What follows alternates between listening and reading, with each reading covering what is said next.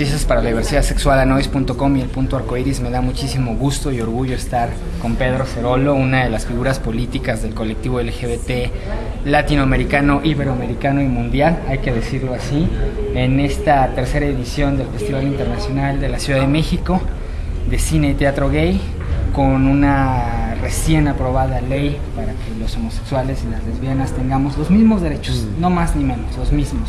Pedro, ¿qué te representa estar en México en este caso?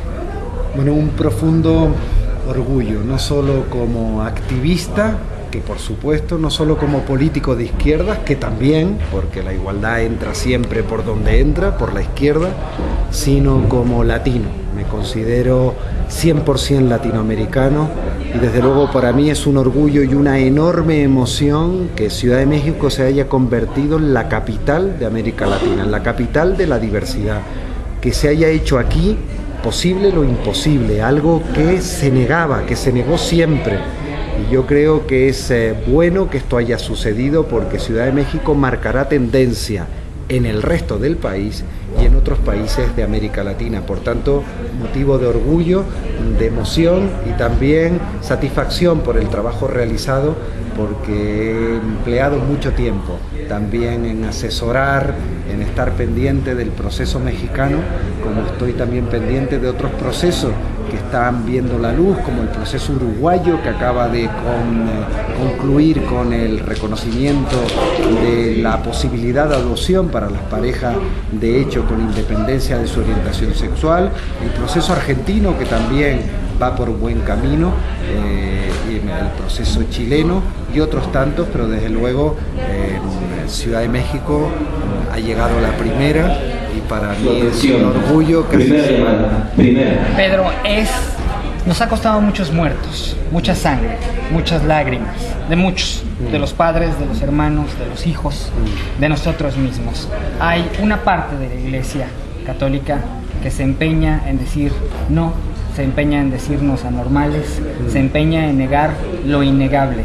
¿Cómo conciliar esa fe y esa religión que muchos de nosotros tenemos, o muchos de los que nos están viendo tienen?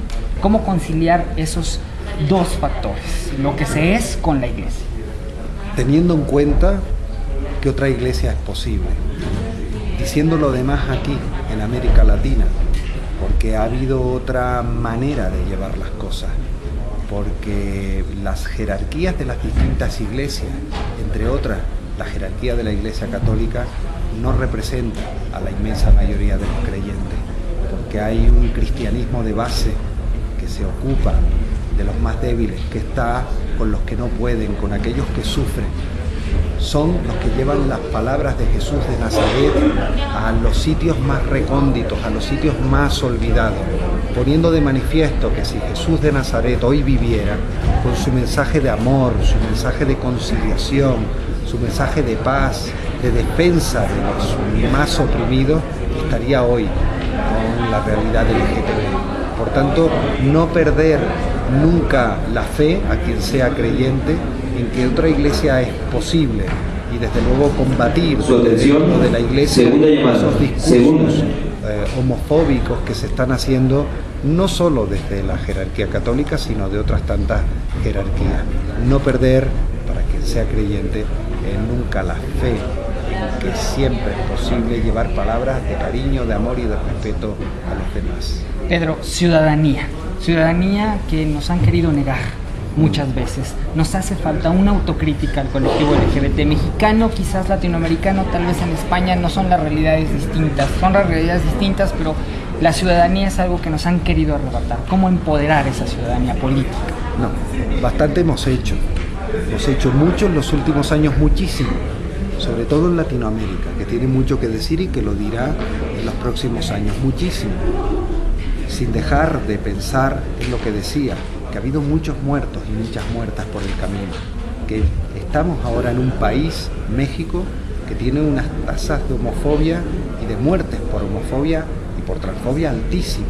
Por tanto, tenemos que combatir, después de conseguir la igualdad legal, solo en Ciudad de México, pero que es un paso importantísimo porque se persigan los crímenes de odio.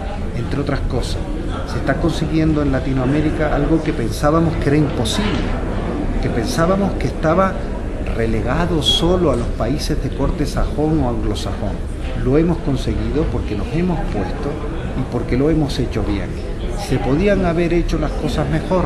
Por supuesto, pero es que somos una realidad discriminada que sufre muchísimo aún y por tanto, desde esa realidad, desde ese sufrimiento, la consecución en estos últimos años y la evolución exponencial que ha tenido el movimiento, yo creo que habría que valorarlo positivamente. Ahora bien, sin dejar de pensar que quedan muchas cosas todavía por conseguir y que lograr, no solo aquí en México, sino en otros países de América Latina. Ahora más que nunca habría que recordar a la negra Mercedes Sosa, habría que recordar sus canciones, habría que recordar que en este momento todas las manos, todas latinoamericanas, debían estar unidas en la defensa de la diversidad y de la igualdad.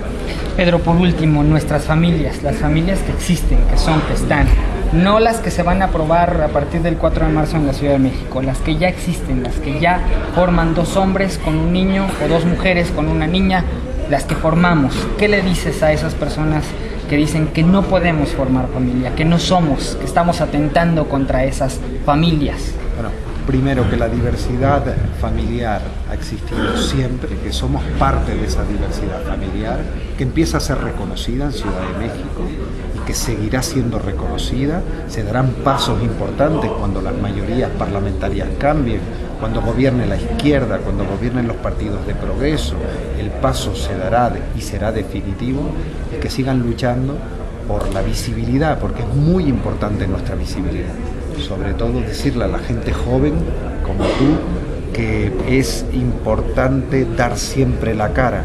No es fácil, porque a veces cuesta la vida, pero es importante dar la cara, vivir como uno piensa y no dejar nunca que nos pisen, que nos discriminen, que nos estigmaticen. Este es el momento no solo de seguir luchando, sino de luchar para potenciar y recordar la memoria de tantas mujeres y de tantos hombres que quisieron que les el Centro Nacional de las Artes le da la más cordial bienvenida. No lo pudieron ver. Le recordamos que para un mayor disfrute como lo del estamos espectáculo que vamos a presenciar, apaguen sus teléfonos celulares. De cine y teatro gay de Ciudad de Queda estrictamente prohibido. Son las palabras de Pedro Cerolo en la cámara Ignacio Bisuet. Yo soy Gabriel Gutiérrez para la Agencia de Noticias de Diversidad Sexual, El Punto Arcoiris. Muchas gracias, Pedro.